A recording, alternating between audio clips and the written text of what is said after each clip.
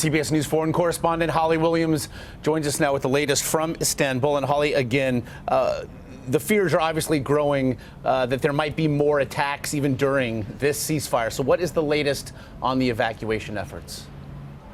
Well, Josh, the latest is that it appears this evacuation, this long-awaited evacuation, has finally begun. The UN says that over 1,000 people are being evacuated today, perhaps several thousand. Remember that the UN estimates that there are around 50,000 civilians trapped in this tiny pocket of territory, around 2 square miles, the last remaining rebel-held area inside Aleppo.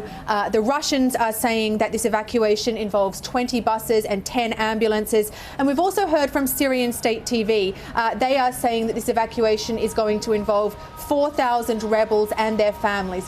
Difficult to get accurate numbers, but clearly the expectation is that this evacuation today could involve several thousand people. And we understand that they're heading through regime-held territory in Aleppo and then onto the city of Idlib in northwestern Syria, which is controlled by the Syrian rebels. And so if the UN numbers are correct with regard to how many do remain in Aleppo, still, those being evacuated would represent but a fraction of the total. What happens to the rest?